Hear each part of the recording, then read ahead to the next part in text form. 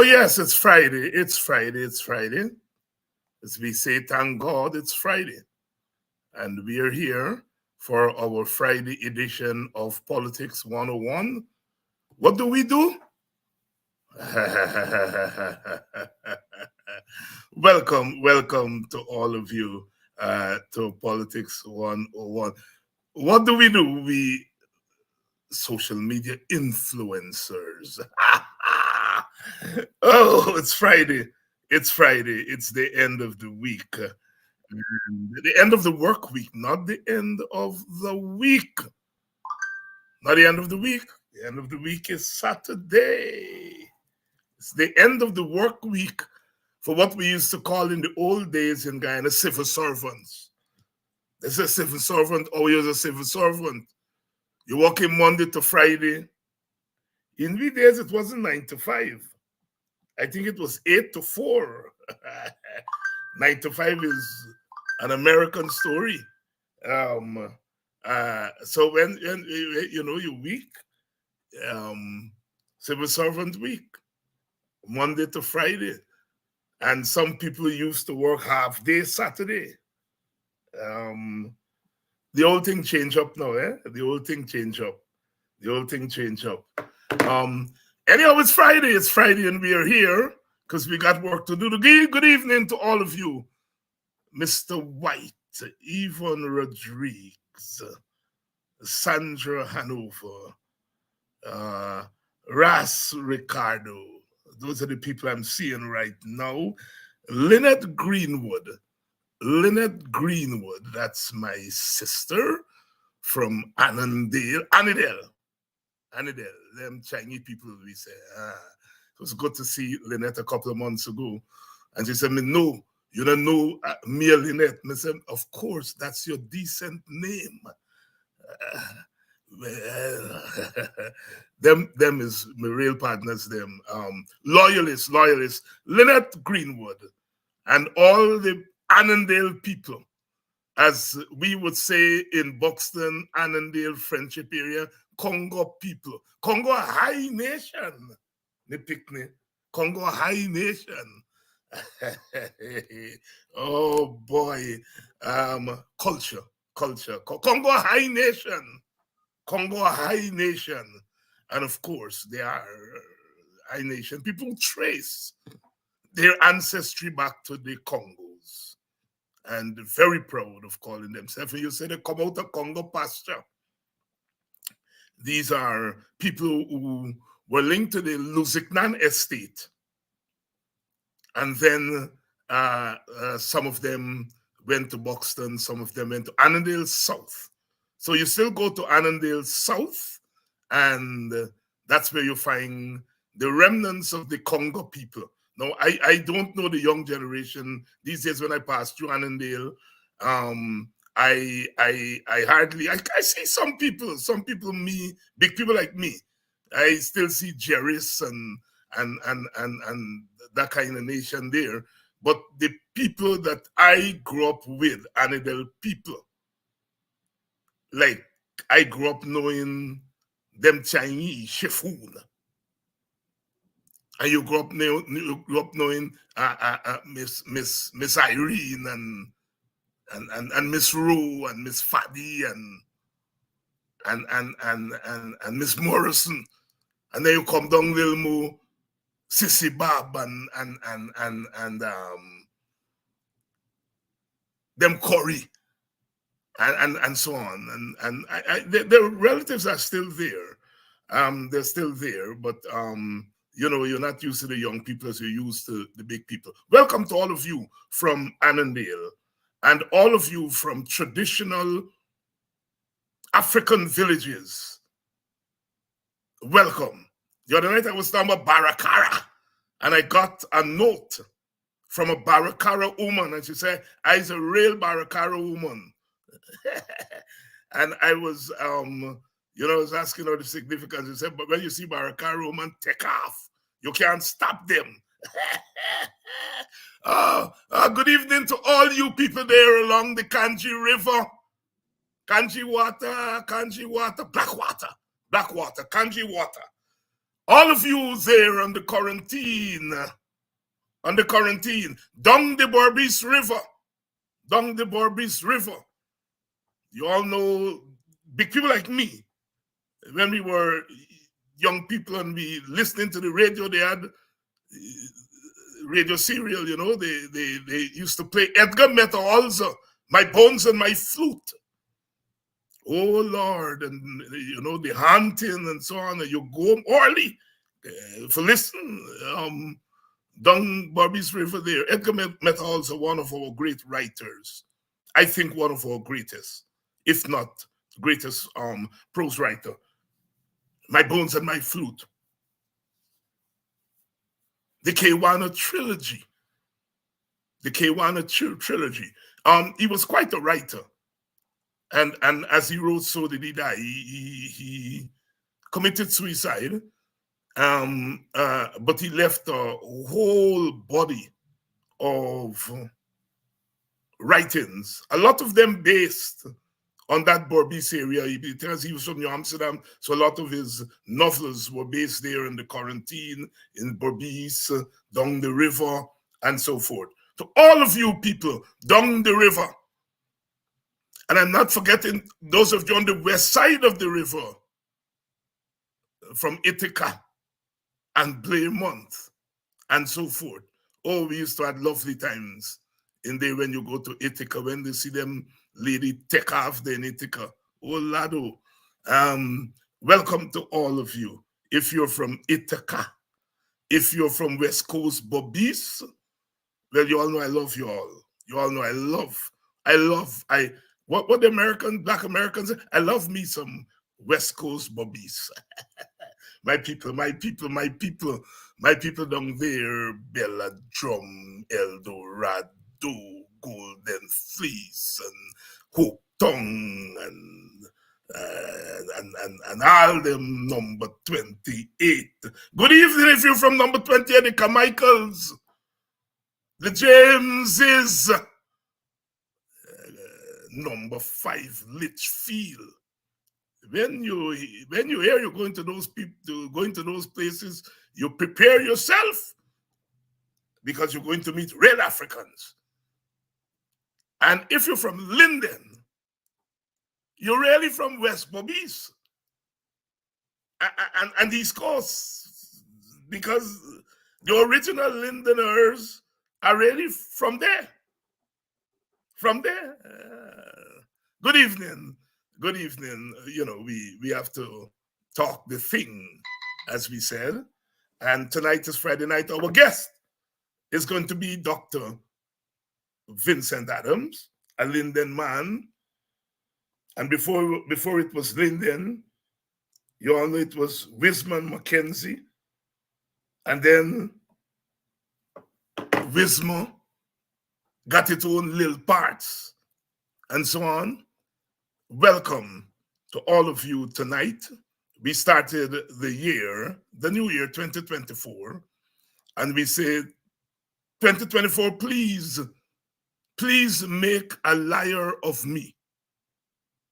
Because we started off by predicting that 2024 is not likely to bring about any fundamental changes for the better, for our people. And perhaps people who are contending that that's not true, that we are going to see some better times. Well, if that is the case, please make a liar of me. I would like to be made a liar, because I would like things to be better. Good evening. How about the wonderful people on the west side? You see what we do with language. Long time, you have to say West Bank. Then you got to say West Coast. And then Friedenhoop there, somewhere in between. We blank all of that. We said the west side now. The west side. How about my wonderful people at Stanley Town and Sisters and Baggersville Spent a lot of time. Wales. And it took me a little time to realize the old stretch, go back when you left Stanley Town, they call all the Wales. You know. People at Nimes, good evening. Good evening. Wonderful people on the west side. And those of you on the west coast, don't get jealous. Don't get jealous. Then I'm still, I love you all. You all are my people. Then I'm still, all of you. Cousin Simone, hold the fort, hold the fort, hold the fort, hold the fort. Then I'm still Strodeville.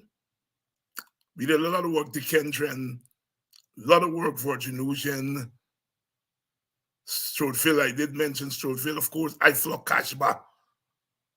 Did a lot of work in those areas, and I can't wait to get back into those villages to continue to work. Good evening to all my wonderful people from Washington, D.C., Maryland.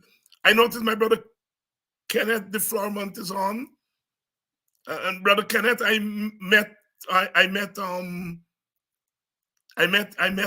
your sisters and your brother at the function. One of the nights, because I spent my Christmas and New Year's there in Maryland, Washington, D.C., Maryland, and went around, and the Furmans, they were there. Thank you to the brothers and sisters who I met at that function there. And it was so nice to see people that I haven't seen in a long time. And of course, the Guyanese community is in mourning there. Brother Azor died. It's a fixture in that community.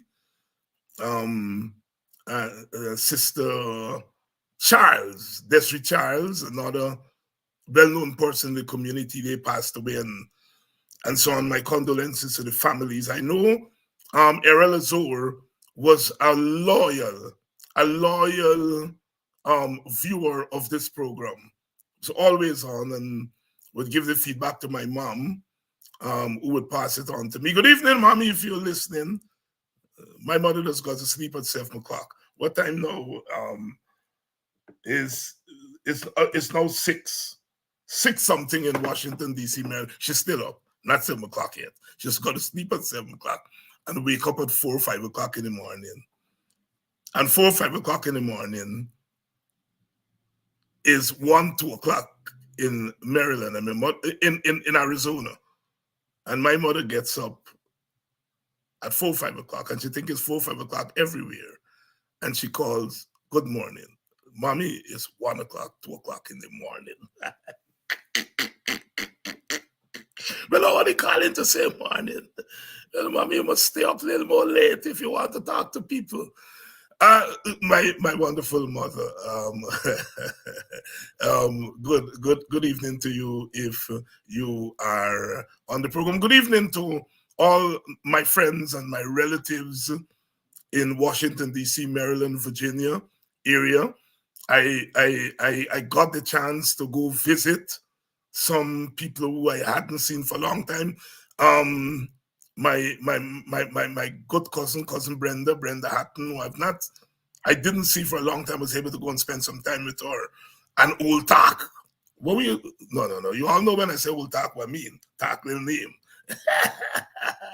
And got around to see some people. Cousin Madeline Bacchus, I saw the Bacchuses. Managed to spend some time with them. Good evening to all of you.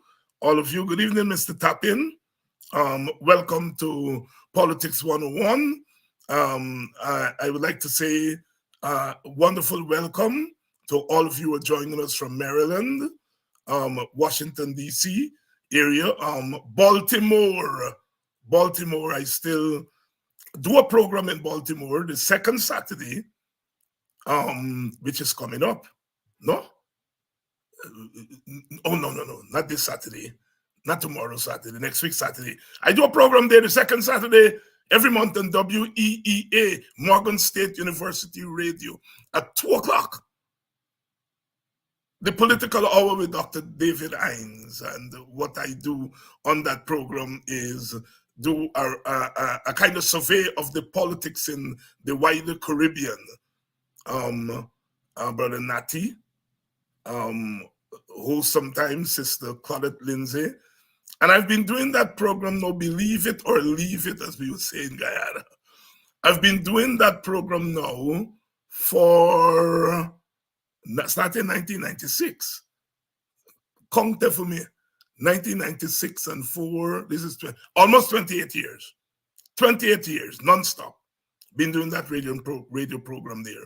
It's the Caribbean Affair, which is the Caribbean radio program every Saturday on Morgan State University Radio there in Baltimore. And I've been on there 28 years on the second Saturday of the month with Claudette Lindsay and Nati Kamatu, Brother Nati. And it's one of my favorite gigs. When you all say gig, mean you're getting paid, I don't get paid. But yes, I do get paid. There's no bigger payment than the recognition of our people that you are doing something useful. You're doing something useful. So I love doing that program because it allows me to take my gaze to the wider Caribbean. Often Guyanese people say, I don't talk much about Guyana on that program. It is true. It is true. It is true. But nowadays we have to. So wonderful. Welcome to Politics 101 on a Saturday night. Friday night. We're going with Saturday night. Saturday night is glass case night. Friday night. And so Ralph Gonsalves, who if you all didn't know, you all know now, Prime Minister of St. Vincent and the Grenadines, wonderful chap. Somebody who I admire greatly, but who in the last couple of years has lost his way when it comes to Guyana. He put him out in Guyana election too much. And then, aided and abetted regime change, and now got himself in the Venezuela-Guyana thing. And find himself in a whole set of mess because he can't be an honest broker. Because the Venezuelans help you out. And he has to be grateful to them. Nothing is wrong with that. People help you out, you gotta be grateful to them. But then you want to broker between them and your family. Guyana and St. Vincent, we're family. And Ralph cannot be objective. He has lost that touch. And recently they catch him an old picture where he take out with a Venezuela map that includes Guyana. Venezuela got this map that includes Essequibo. And Ralph take out a picture with a map in the background. He said he didn't know. Of course, Ralph. How would you know? You can't know if you don't look for it. If I go to Venezuela, I will be alert. But Brother Ralph didn't have to be alert. Take out a picture with a big map that include Essequibo and saying he didn't realize he's unfit to be a broker between Venezuela and Guyana. Our position, the WPA said it clearly, I said it clearly, and we're not budging from that. We're not budging from that. Are we ready for Dr. Adams? I think so. So we're gonna deal with Ralph tonight. We're gonna deal with Brother Ralph tonight. Take out a picture with this map in which Venezuela's included Essequibo. And Ralph want to play wrong and strong, saying that we must forget about it. This is a man that during the election, a disputed election in Guyana, talking about take your licks. And now is he time to take your licks like a man, as he said. He don't want to take your licks like a man. Ralph Gonsalves. Let me bring in our guest, and he's been waiting quite patiently. Dr. Adams. Hey, Dr. Hines, how are you doing? Welcome to our listeners, and Happy New Year to all of our good folks out there, and wish everybody the best of happiness and good health for 2024, and hopefully things would happen in a better way for our beloved country. Yeah, Dr. Adams, there is what you call Friday night gaff. A Friday night gaff is a different gaff from a midweek gaff. You know that. And it's a different gaff from a Sunday night gaff. Yeah. Perhaps the Friday night gaff come closest to the Saturday night gaff. But Saturday night is a whole different night. Friday night got I agree. Special. Reminisce a little bit, if you can, of your Friday night when you was there in Christianborg. I know it's I know you're forgetting this Christianborg. Christianborg. That would cause big fight. You only mention it Wismar, not Christianborg. I mean, you making Christianborg. My eyes are all English just by. So when you say St. Adians, right? That's Wismar. That's Wismar. That's Wismar. You gotta go down. You gotta go down by the bell grung to get to Christianborg. I used to get rides all the time about, especially them boys from across the river. They were the affluent, the relatively affluent, because there wasn't any affluence there really. Right. But the affluent used to be living on the Mackenzie side. So they used to say that the only thing that we had of any value was the cemetery. Because all of them had to come there eventually. Oh yeah, good. Yes. Right. Yeah. Right. But I just to get to Christianborg, I don't know if folks know, but there were five throughout the life of the PNC party. There were a total of five leaders. And two out of those five, 40% came from the alleys of Christianborg. Yes. And not only did they come from the alleys of Christianborg, they came from the same alley, living right next door to each other, Robert Corbin and Aubrey Norton. Hey, yes. I mean, yes. We all grew up together, but I lived in a different alley. I live in a place called Poker Street. I lived in the same street that our current prime minister grew up in. Okay. So we've got some pedigree there in Christianborg, even though folks thought that the only thing we had value there was the cemetery. Here, I gotta give you some. When you're growing up in Christianborg, everybody had this myth, especially the folks on the other side. They believed that on the Christianborg side, we were the slums and we were the biggest hoodlums, and they had us pegged as just criminals and violence and everything. And so when when the Mackenzie teams came over, when we got into school cricket and football, Doc, I am not exaggerating. They used to play to lose because they know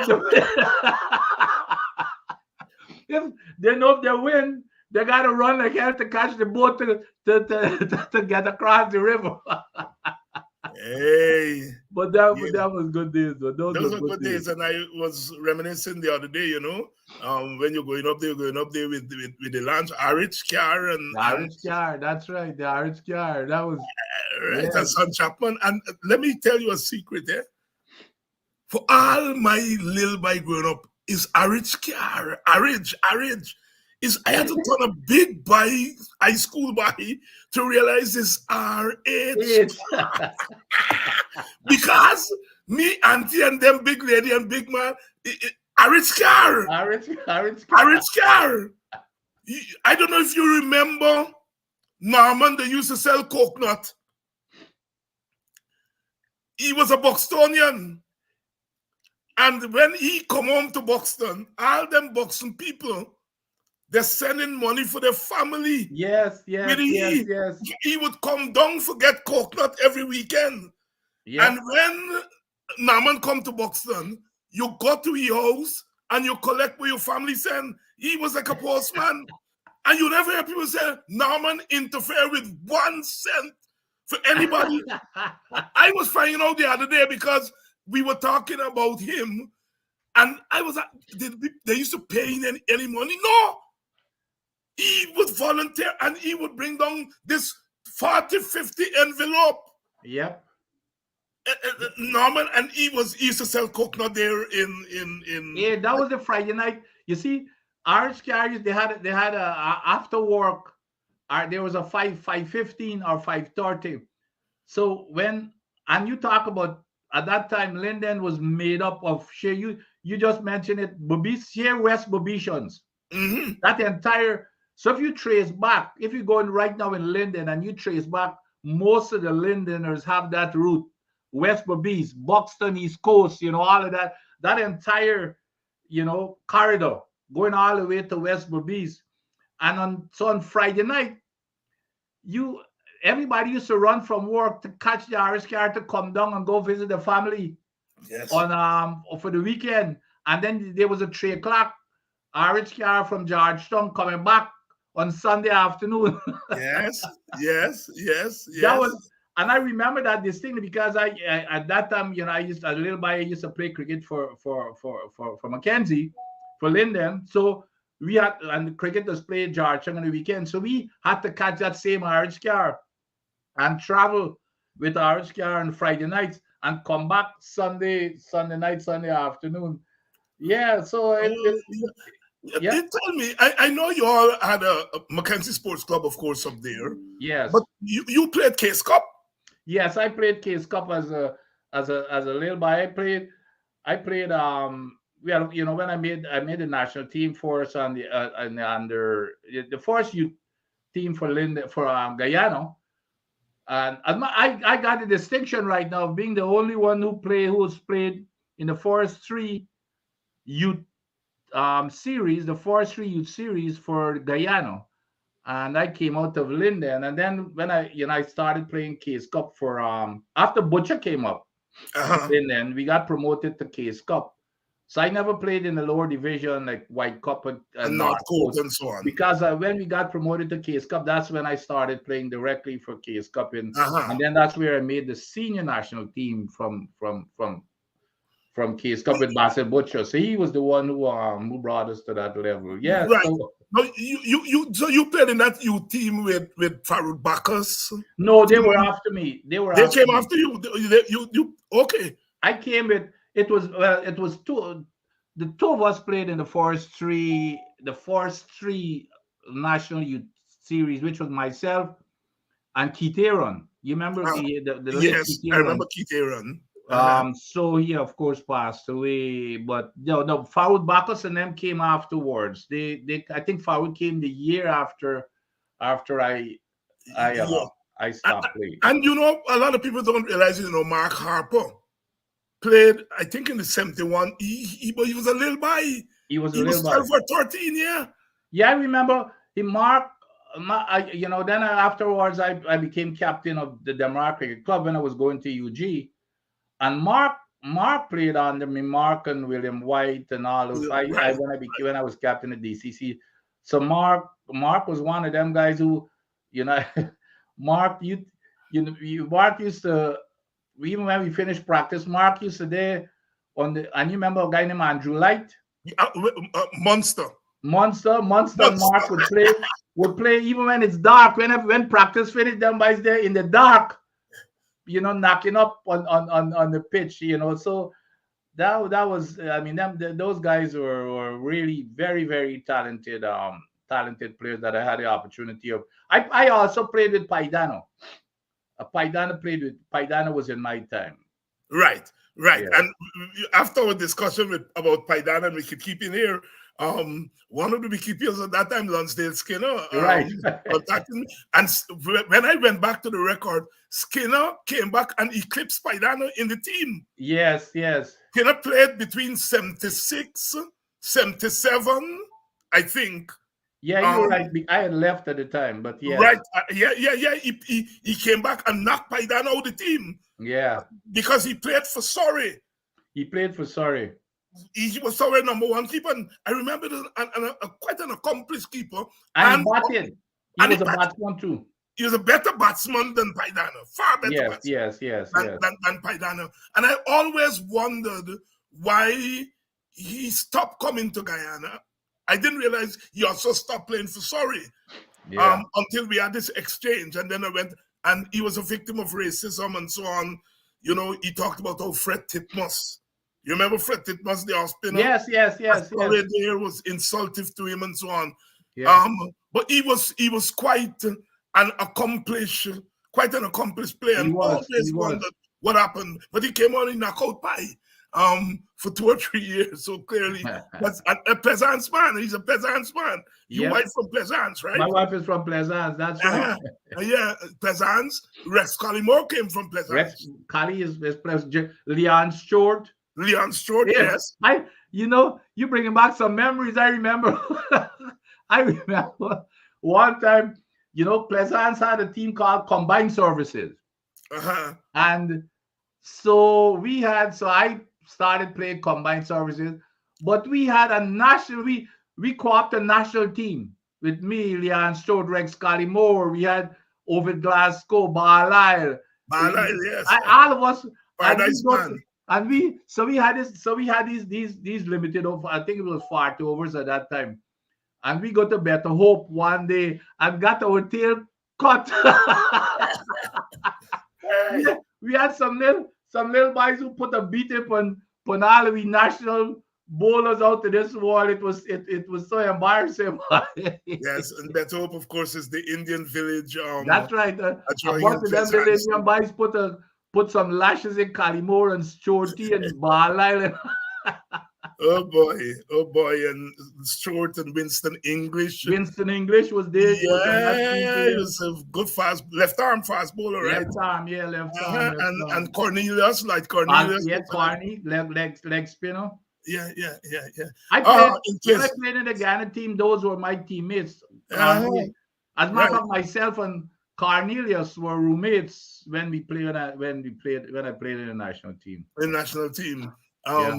Dr. Vincent Adams there, and of course it's Politics 101, but we do politics here.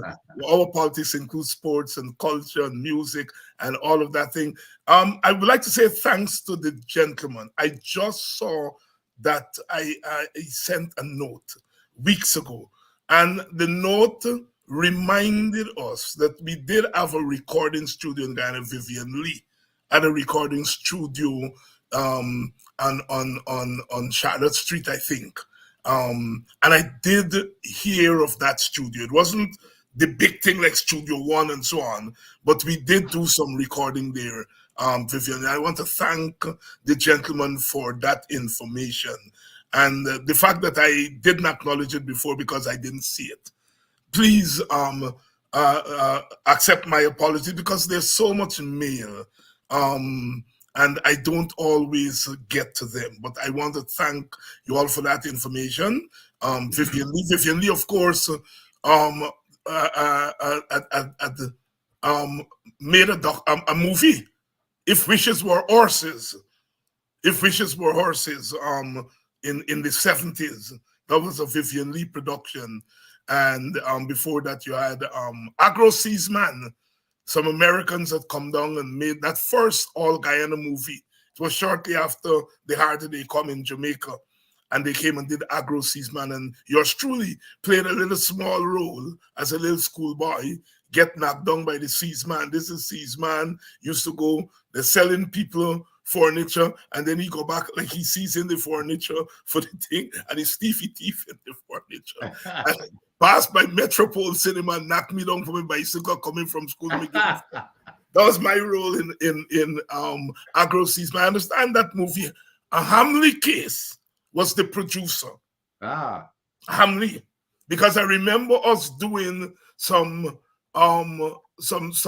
sessions, rehearsals at Hamley father-in-law house there, Sir John Carter Mm. in Kitty. And the big shout out, the first time I was see also the swimming pool inside.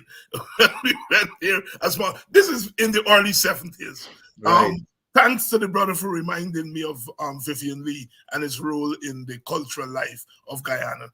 Um, uh, uh, Dr. Adams, you the comical story of of Dr. Ralph Gonsalves taking out a picture with the Guyana flag in the background. And he's saying that he didn't know, with the Venezuela flag that include Essequibo as part of their thing, that fake flag. And he took out the picture. And of course, it's embarrassing because he's now a broker. And yesterday, our esteemed, you know, what you remember what people say? Your mouth are gone 9 knots an hour. Remember that saying? I know.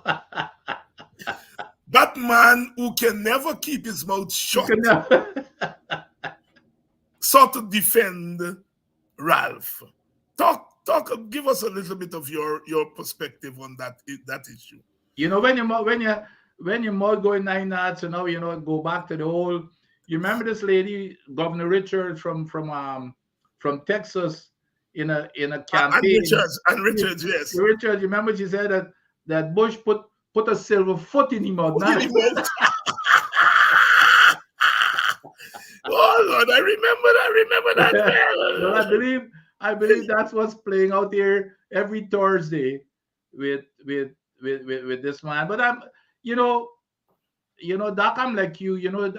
Gonzalez is somebody that I used to like and admire because I don't know. He's involved in cricket. Yes. He's a spokesperson for West Indies cricket and all this kind of stuff.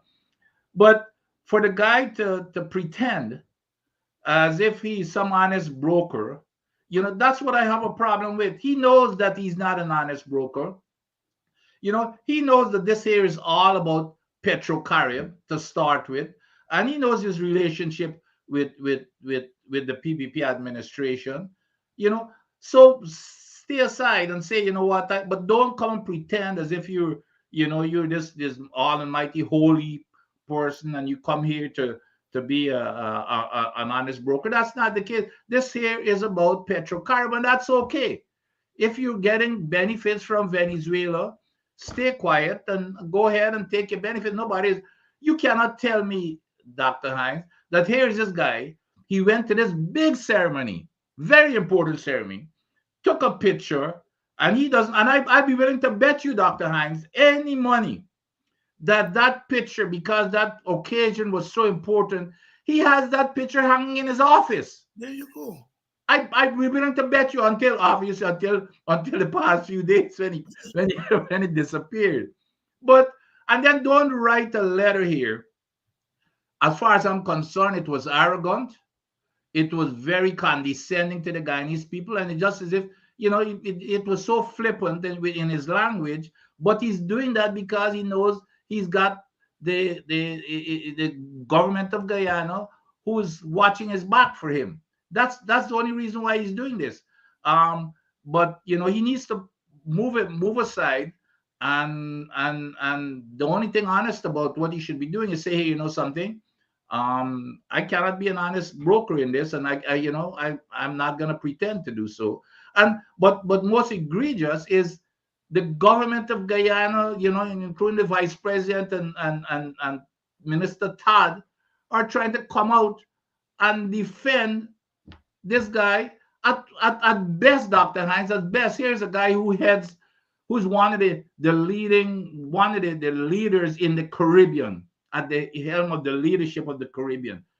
And you want to tell me that he doesn't know first of all, the occasion that he was on, and he doesn't know what he's taking a picture out of. Like I said, it's in an office. And he didn't know the history of this. at best, Dr. Hines, he's incompetent. That's right. At If best, yes, at best, it, at best. at best he's incompetent. Yeah, So, no, you know, you're quite right. Sister Peggy Russell Elias, and I noticed Yonet Elias. So all the Eliases are out. Um, the Eliases I know are some of the Eliases from. I met them in Washington D.C., Maryland area. There's some Elias there. Them Elias boys, and they got some sisters too. You all may be related. But Peggy, I think you and Bar. Peggy, you're right. He's lost this way. Ralph is much better than what he has presented himself to be in the last couple of years. He's much better than that. This is a first class scholar. This is one of the last of that breed of progressive left wing politicians who defended the Caribbean against imperialism and so on. And he just has lost his way. He has just lost his way. And it's sad, but we cannot allow him to get away. Yes, we love you, Ralph, but you have lost your way. My brother, when that declaration that Ralph engineered and got our president to sign, you were on this program and you said, as some of us did, that thing tie we on. And no sooner had you gone away to mourn with your family and Christmas came around, we are learning that our former colonial masters decided that they're going to show some love by sending a warship in our waters. And bingo, the Venezuelans tell we can't have that. It's a violation of the Argyle Declaration.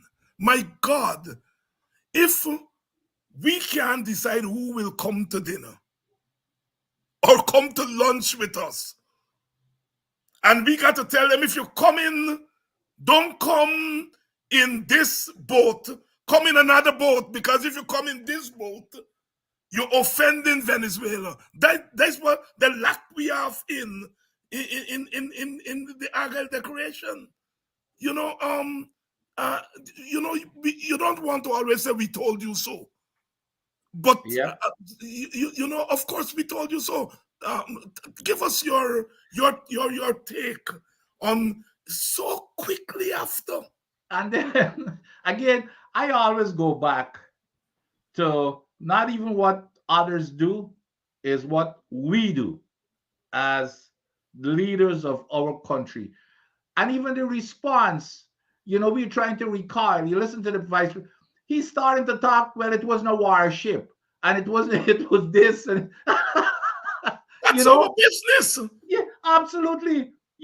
It's just like if somehow, but I always go back. It's about us. It's not, whoever wants to do stuff. If Venezuela wants to say that we violated Arga, I would never come and say, well, sorry, this here was not a warship. I mean, I've never heard anything so silly in terms of an explanation. Now you're going to get into technical terms as to what is a warship and what is not a warship.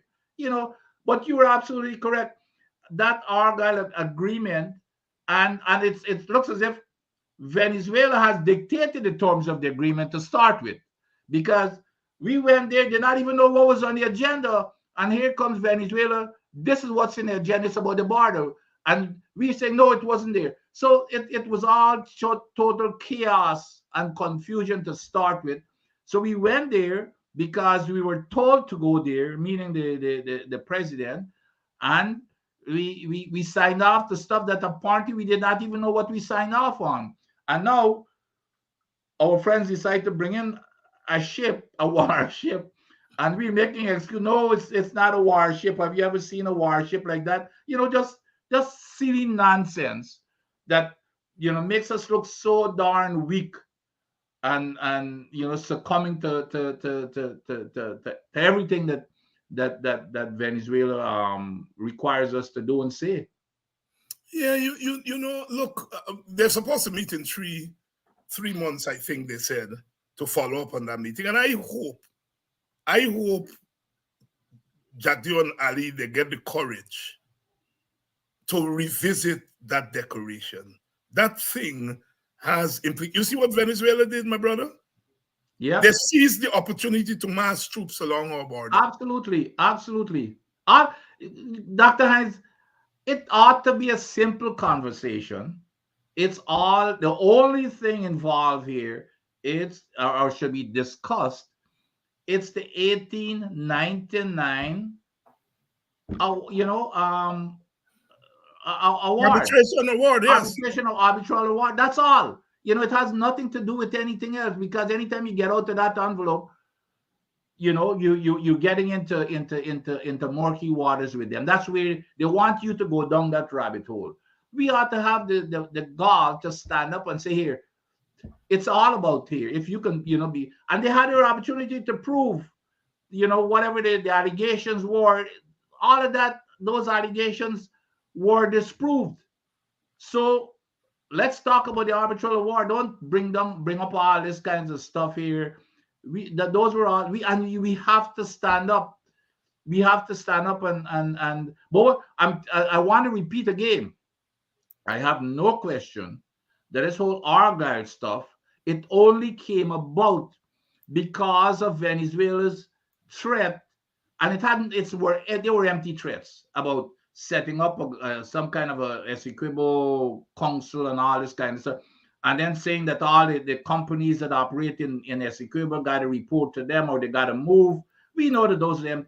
But what that did was spook a lot of American and British investors and everything. And so that's why he was forced to go to that conference.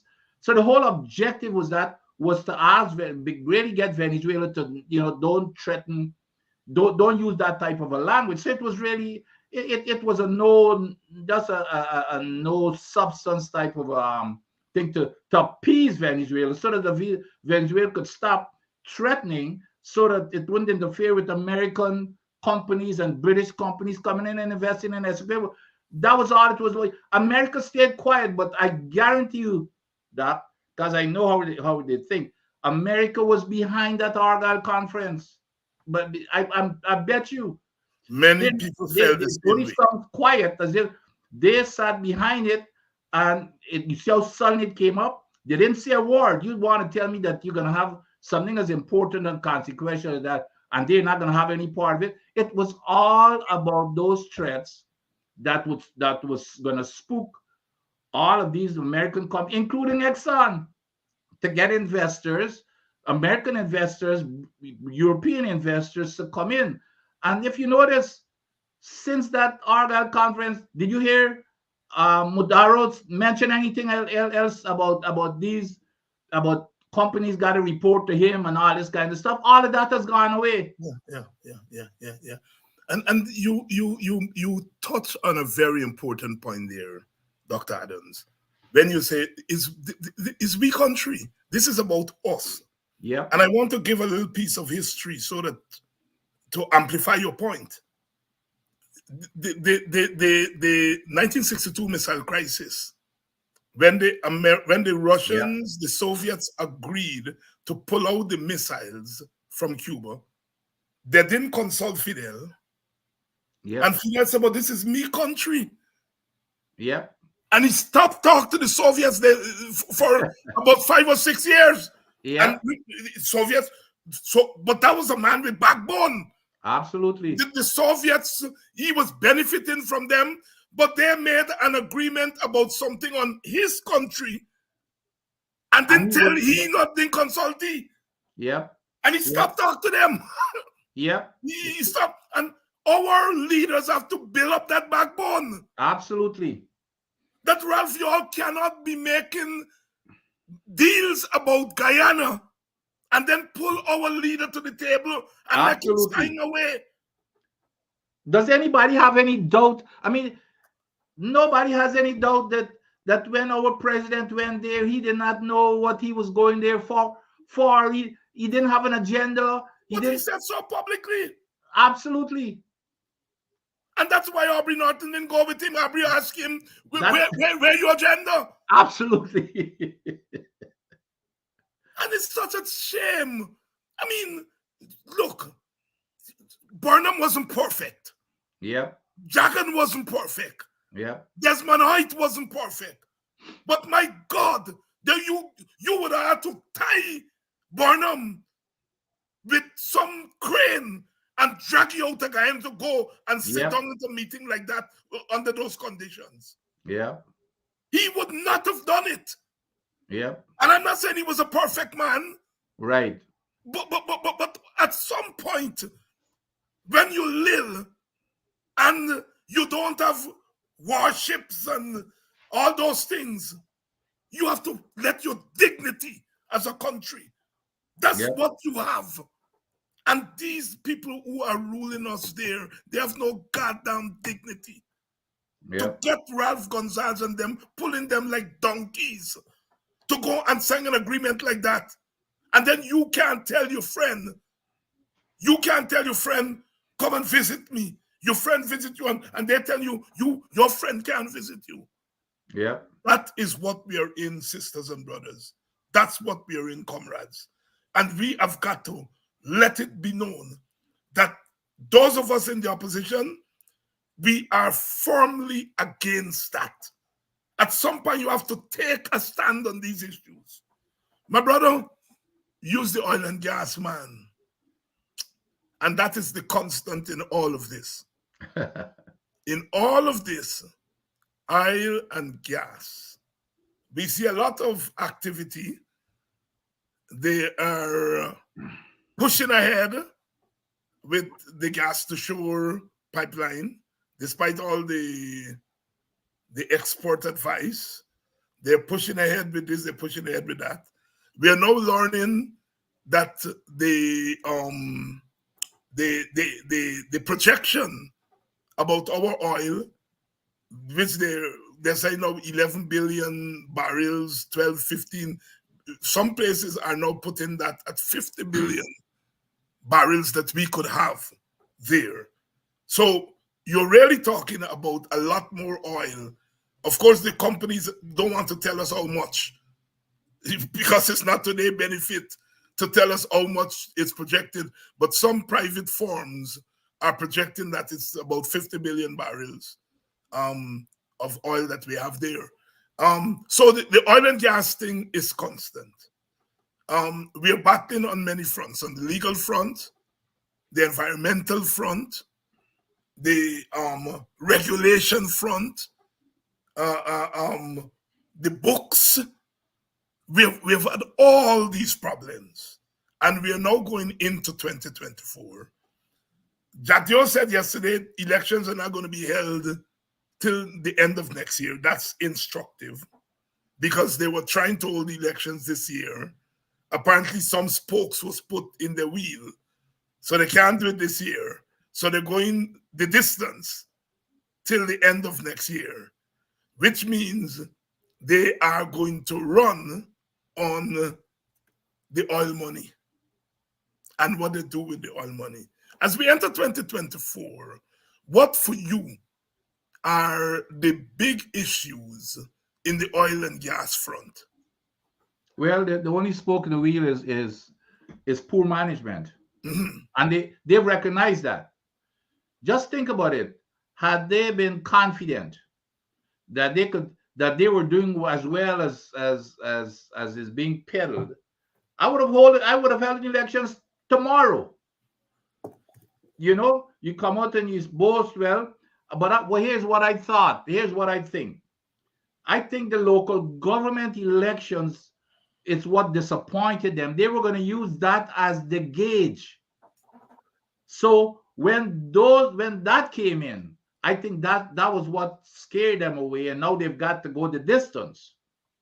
Now, what is gonna here's what's gonna happen, and you know where the money will be going. This here is gonna be, they're gonna continue this trend. If you notice, if you got to listen keenly to BJ's press conferences. If you notice how much he's focusing on Linden, for example, and Mm-hmm. how much he's doing in Linden and those areas, and what, if you notice, every time he uses it as an example, the the Linden area comes up, and all the other areas that the PNC stronghold areas come up. So what they're gonna do, they're going to attempt to go into those areas and do whatever they can, whether it's giving people, just handing out monies and giving people whatever they need to give them to kind of bribe and to get them. So that's, so in terms of governance and spending this oil money, it's not going to be anything that make any sense. It's going to be for their benefit, and which again is gonna get back to the poor, to the poor governance and discriminatory practices in how this money is being spent. Look, for example, we when you brought up one day with the gas, the show project. They're moving forward with that. It doesn't matter whether it makes sense economically to the country or not. They're moving forward, and even though there wasn't any feasibility study, even though they still have not gotten the financing, then, and the reason why they haven't, because you remember it started out at what, 700 million, and now it's all above 2 billion, Mm-hmm. and then it was supposed to come in at what, 8 cents a kilowatt hour or something. But what has happened, I guarantee you, the reason why investors are not coming on board, because those numbers do not hold up, especially with the increase in cost. So the investors returning in the return in investment does not bear water as to what the vice president was talking about, no brainer and everything else. So even if it goes forward, they may not want to tell us, but the return, the rates, the cost of electricity and everything cannot be, in my opinion, the numbers that he was talking about. It would be much higher. But they're going to go ahead with it anyway, because it would be completed probably through elections. It's going to look good, but then of course after elections, that's when you're going to have to pay the piper. Education, for example, the opposition leader brought up education, for example, in terms of where the money should be spent. Absolutely, without question, education is the most fundamental pillar. And I know this because when I was with the US government, that was where, the whole paradigm has shifted. And we learned that after 2008 with the world economic crisis. When we used to think infrastructure, you build it, they're going to come, that was proven to be totally incorrect. So we had the new model in running the US government. It had to be education, number one. You invest in education, and you ask all of any companies, you invest in education, that's what's going to bring in investment in your country. And second, by the way, is not even infrastructure. Second is following the rule of law. Because when you follow the rule of law, you get a disciplined workforce with people who are going to come to work on time, they're going to follow processes and procedure. Infrastructure comes third. So they continue to spend the money on infrastructure that is not reaching the regular people, and it's but it looks good. But look who are getting that money, the glut of that money going into infrastructure. It's the people who are getting these type of contracts, such as Critic and those folks who have no kind of qualification to even be contractors. I look at some numbers, the vice president yesterday, and I don't know. Just as if he thinks that he's so smart, but he even ties up himself. For example, he says he brags about he brags about spending $70 billion for the for half of the poorest half of the population. He himself come up with the numbers.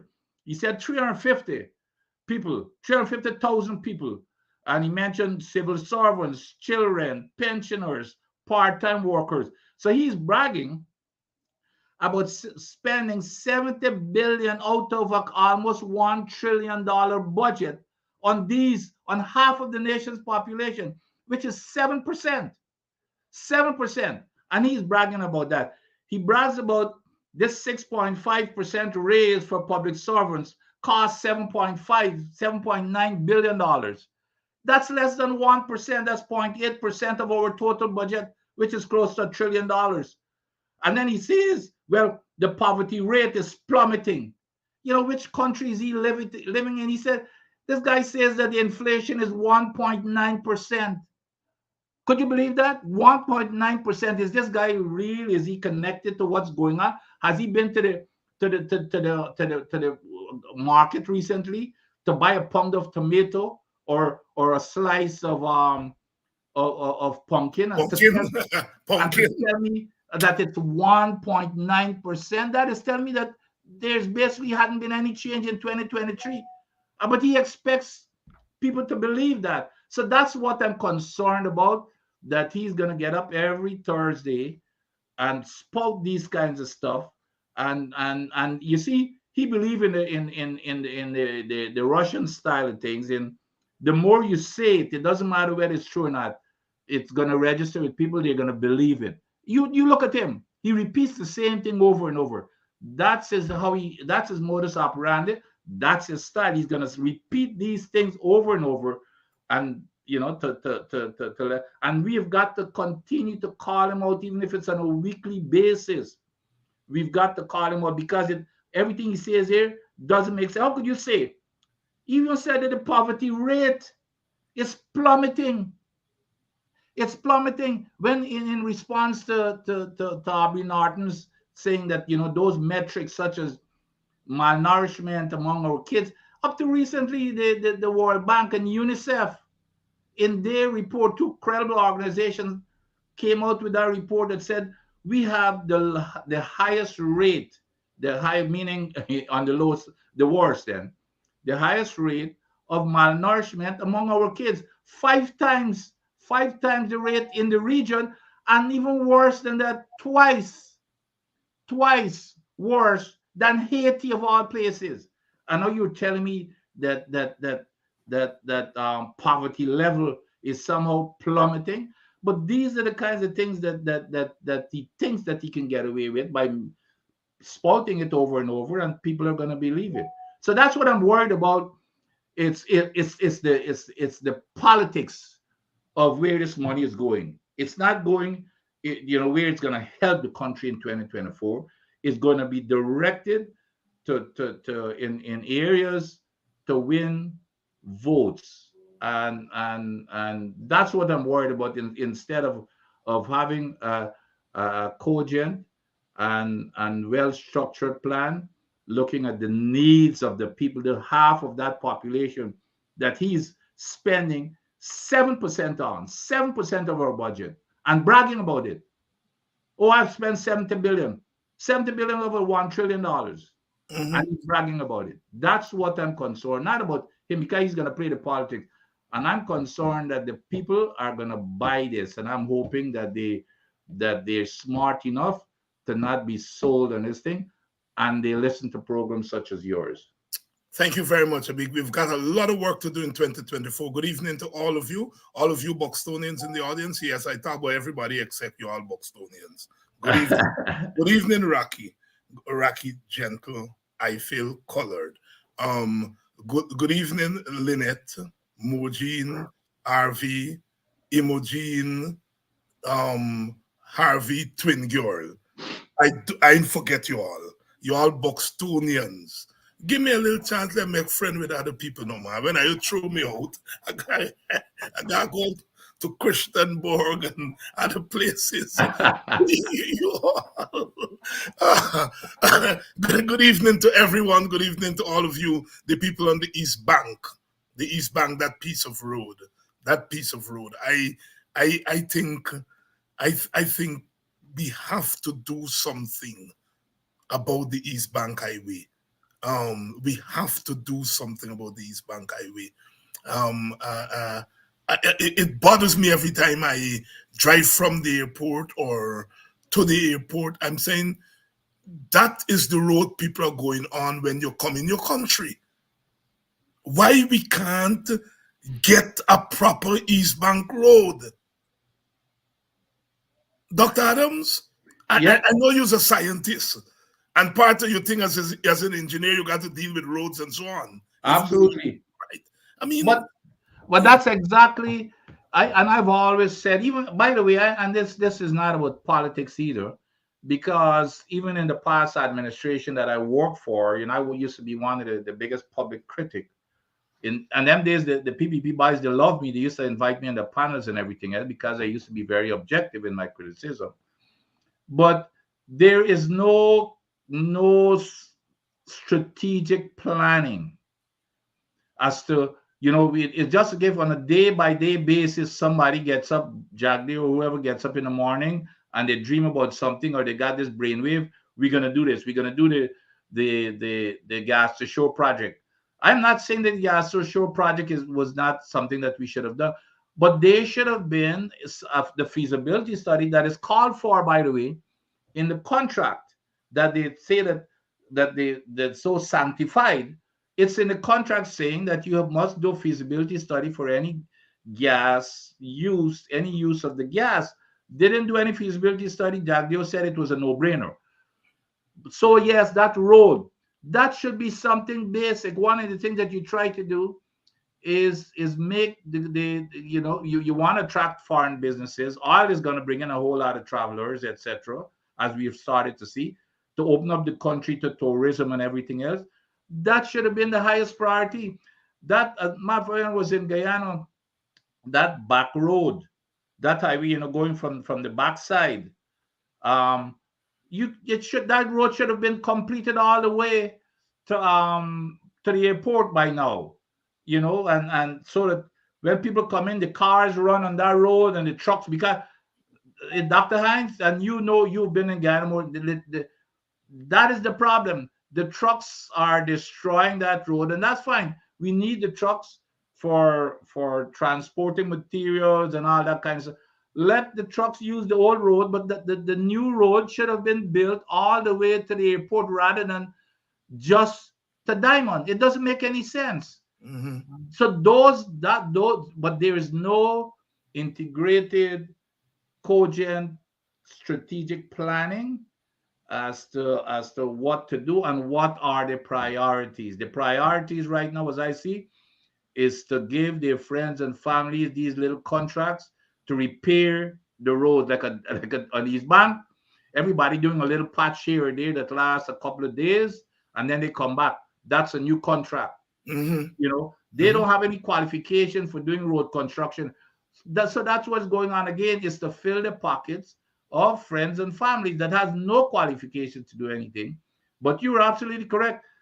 That road should have been right through to the airport on the backside, and the cars use that road, which is a 4 lane, and let the trucks use the older road. The same thing with the highway to Linden also.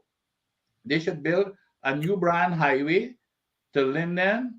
Let the truck, because I can tell you, the biggest trucks with those timbers, I've never seen timber that big coming on that, traveling on that highway. Yeah. And the highway, I knew it because when I was at the University of Guyana doing civil engineering, the highway was not designed for that type of load when it was first built. So it cannot last. Okay, keep that road, but build another road, because remember now, you're building a road to Brazil. The entire, that's going to be the corridor going that road coming all the way from Brazil or South America, because when you hit Brazil, you hit South America. Right. So that entire corridor, everybody's going to be coming through to Georgetown. So as you build the road to Brazil, it also should be in parallel building that road from Linden to Georgetown, because or else you're going to have a really serious problem with the traffic as it's come through to get to Georgetown. So, but there's no type of that forward strategic thinking that is going on. Yeah, and that's the thing, this strategic thinking. Good evening, Yuri Westmus, my brother, my friend. It's always a pleasure to have you on. The Westmus family, of course, is one of our political families, one of our traditional political families in Guyana. Rory Westmus, one of the firebrands of the 1950s. Yuri's father, David Westmus, who was very much in the PPP, assistant to Dr. Jagan, and Yuri would talk about the fights because Yuri's brother Nigel was WPA, and the father was PPP, and Yuri would say most times the mother had to settle the arguments in the house. Oh boy, politics, and we're all such close family as Guyanese. Dr. Adams, whether the elections are held this year or next year, we are down the home stretch to elections. And I have said on this program earlier this week that, look, the PPP has worked out how to win an election and put win in quotations, right? The way in which they nail down the Indian Guyanese votes by putting them in silos, the way in which they set up these little mushroom parties so that who vex with them go and vote for the little parties, but the little parties are really PPP fronts. They holding on to that bloated voters list of 200,000 people where you can T5,000 and nobody won't see you easily. Now we have the influx of immigrants from Venezuela and Colombia and Brazil and so on. That's another opening for the PPP. So in a sense, the PPP has worked out a strategy of how to get by in elections. Let me take back the win, right? How to get by. You and I belong to opposition parties. We are part of the opposition. And I think we have got to begin to work out a strategy too of how to win elections. Do you agree with me? Oh, without question. If you were on some of the chats and conversation that I've had with my good friends and leaders in the opposition, that's as you can tell from now, by now, even in criticism of the government in office that I just finished criticizing, you could only control, you do what you can control. The government is doing their thing, you have no control over what they're doing. We have control over what we do, and we should be doing what we think. But the frustration is that they're here again. It's just okay, we are not planning and strategizing as to what we should be doing. So, and all we do most of the time, Dr. Hines, I hate to say this, is react. Yeah. The vice president comes up every Thursday and he makes statements and we react to it. Where is our plan for you? For example, the biggest thing now is the election.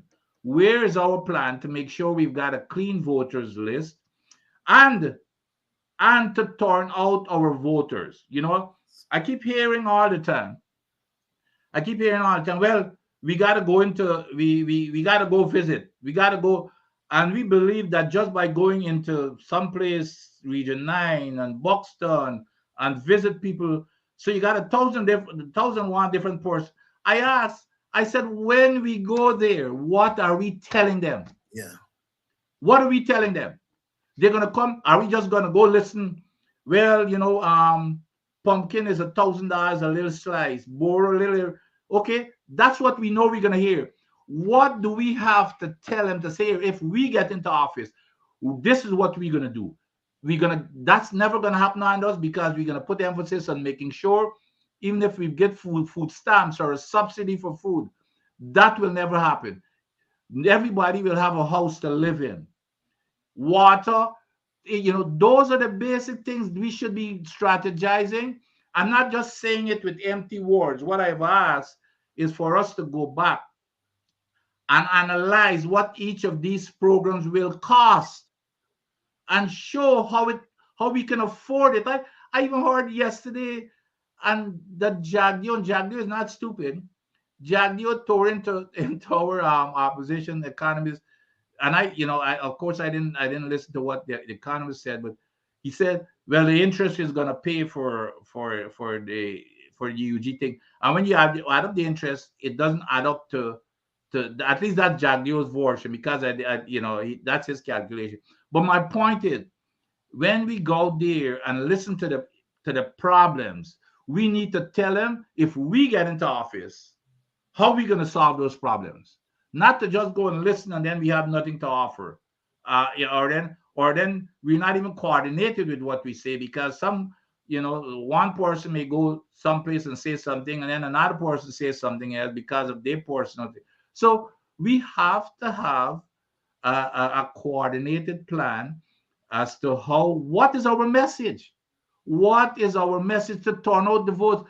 Dr. Hines, you and I know that elections throughout my entire life has always been close.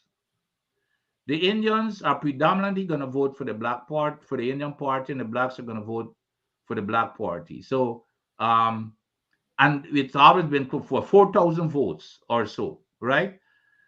If you cannot tell me that if you make a concerted effort, you cannot turn out an extra 4,000, 10,000, 20,000, those people that are sitting there and are not getting any type of an assurance, you can't tell me that. There are tens of thousands of those people. I know it because when I go, of course, you and I dwell in with the, when I go to Guyana, I dwell in those places in Linden and go in those alleys and talk to people who say that they're not voting because nobody's convincing them, and we're only seeing the one thing you hear all the time. Well, you see, it's near election time. That's when you see them. We need to have a plan that to show that we genuinely care for people, and we can give them that type of a confidence that these issues, here is how we're going to solve them. It's not just to go and lambaste the government and say they're doing this and this. Okay, what would you do for me? How do you solve my problem?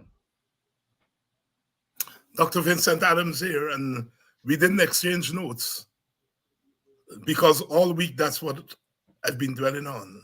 And we hope that those of you who are on programs like these can relay to the leaders. They got to get up and get. They got to get up and get. You got to know where the voters are. That's what Dr. Adams is saying here. You got to know where the votes are, and you got to know it's not a monolith.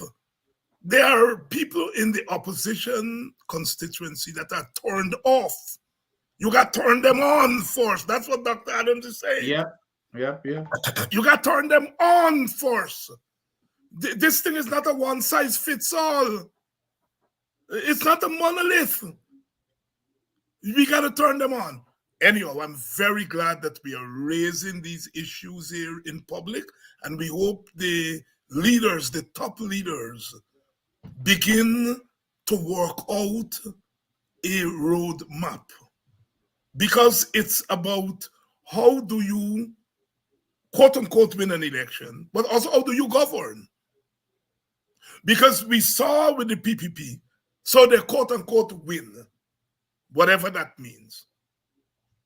But then when it comes to governing, we have seen the disaster of the last 3 to 4 years. And so it's about time that our side begins to work on getting things together. Dr. Adams, before you go, anything that what's your pet thing? I know you're into the oil and gas thing. What is the one thing, if you had to choose one thing that you want to see us get right, whether it's PPP in government, PNC in government, AFC, whoever, the one thing that you think is imperative that we get right in 2024, regardless of who is in the seat of government? Well, I am telling you, this whole thing about full liability coverage. It's a very, very serious. And when I see, and we get back again to this government kowtowing to, doesn't have the spine of their own.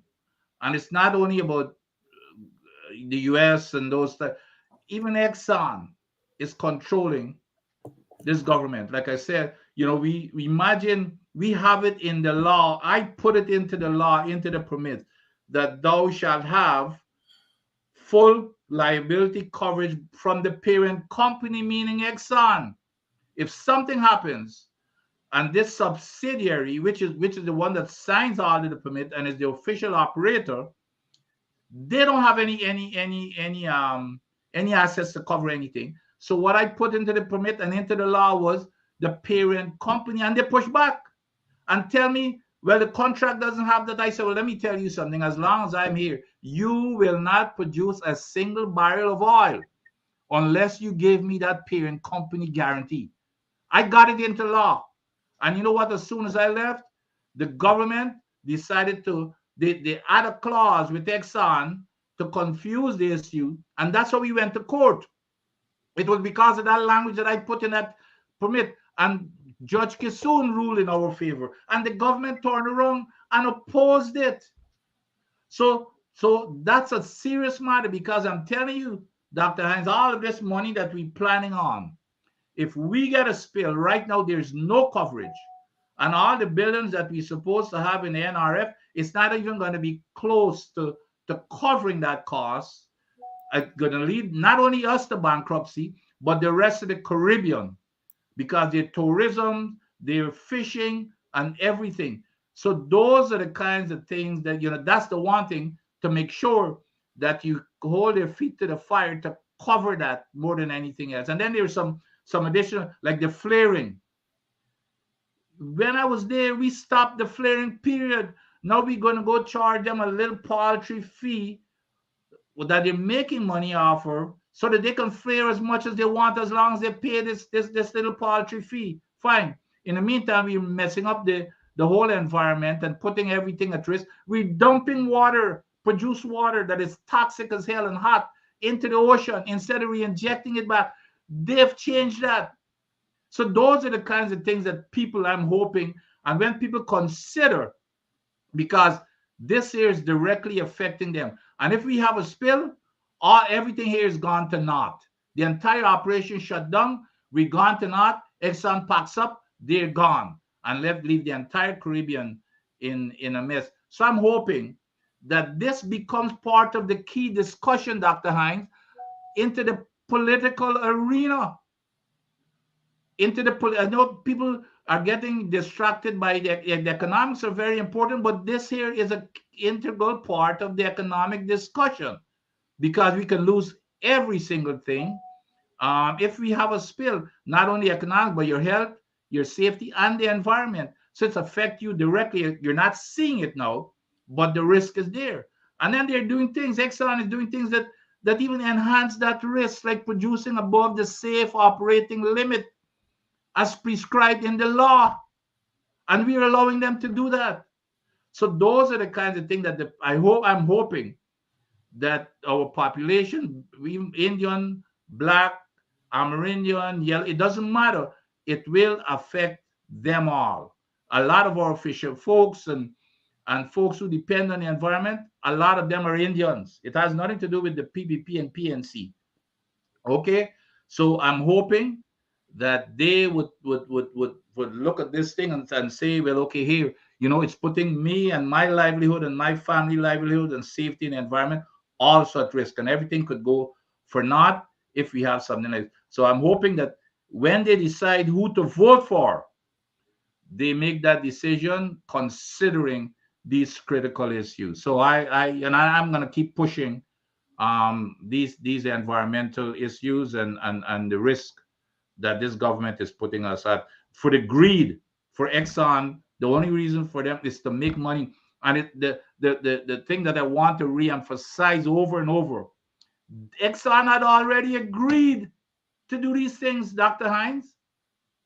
They'd already agreed to it. Mm-hmm.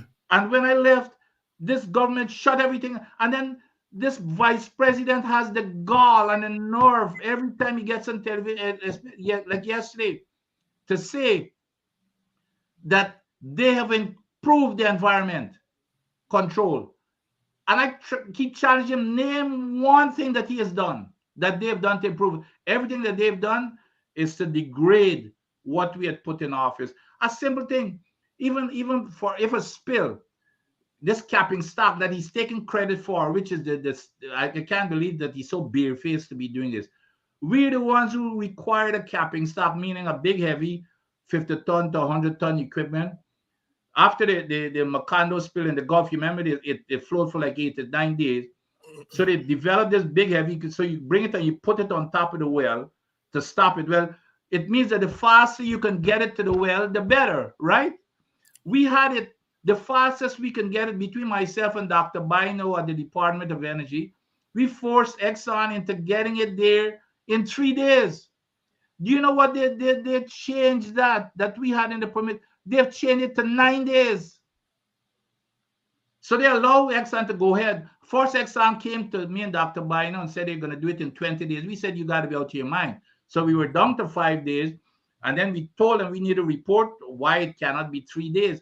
The next thing you know, when we left, the government decided to go and gave them 9 days. So now they're risking an additional 3 days if something happens. It does just to save Exxon money, and then bragging that, well, they put the first time they've got a capping stock in place and it's coming out of Guyana. It doesn't matter. We had it coming out of Trinidad, South Trinidad, because that's the fastest place it can get to the site. Who cares where it comes out to? The key was to get it to the site as fast as possible. We forced them into 3 days. The government come in and triple that time to 9 days. So now you've got an additional 6 days. If something happens, that stuff is gonna flow all over the Caribbean for an additional 6 days. So those are the kinds of things that people should be considering. Dr. Vincent Adams here really laying the situation out for us, especially as it relates to the oil and gas industry. Here's hoping that 2024, politics or no politics, party or no party, that some things just get better. Some things are important. The environment is important.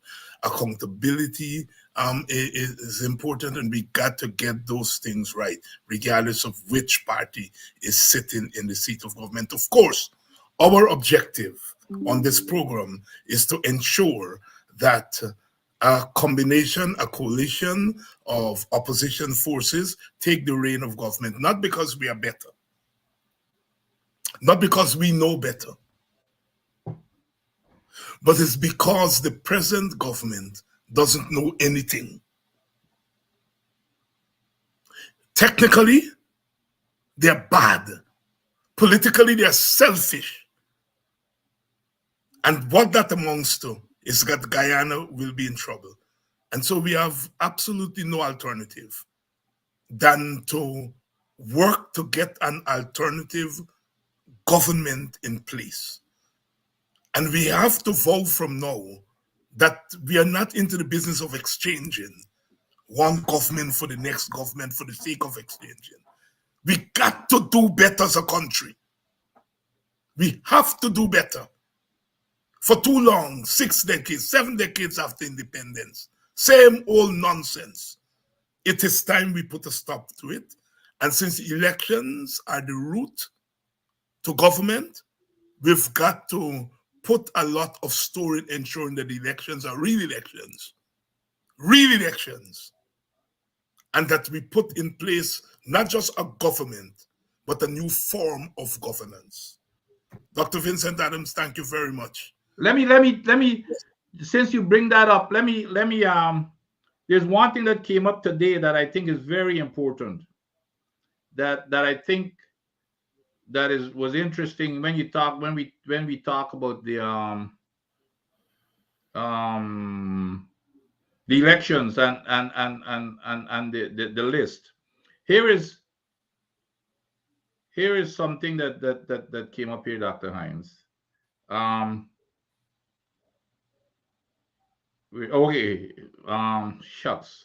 But what it is now, I think the list is out for review or something, right? The voters list. Yes. And the ongoing registration. Voter, yes. So a very senior person, he decided to check the list, and what he found, they had an old house someplace in the country, and that house caught fire years ago. And they had 3 names living at that house On the voters list. on the voters list. So what he was cautioning, rather than going and just checking for your names, because you see that's where you would lose it. For example, if you go just check for Dr. Hines, you would miss everything. He said what he's advising, go check for your address also to see who is, if somebody has registered at that address. Mm. Oh yes. Oh yes. Oh Yep, yes. Oh that's yes. a key. I mean that was so revealing, and this here is from one of the senior people, and he said yes. He said his the house burned down. I can't remember how many years ago. And we even asked him the question, well, did anybody ever live at that house in the entire time? That nobody but his parents and folks. None of these names that were listed at that address, none ever lived there. Work to be done, Dr. Vincent Adams. Thank you Yep. very much. Thank you. Yep. Thank you very much. And to your audience, again, thank you for staying with us for another week. We're going to be back next week. The weekend is not really time off um, from politics because the politics continue. But take a couple of hours, take a little time with the family, and throw back a little bit, and try to get some work done that you couldn't get done during the week, because the politics will be politics, but life is also important. The finer things, the normal things that human beings do. Let us spend some time on the weekend doing that, and I'll be back here on Monday for us to continue our conversation. So again, thank you all very much. Thank you all with your presence. Thanks to those of you who have contributed in other ways. Thank you all very much. This is part of the struggle. This is part of the struggle, and the struggle goes on, of course.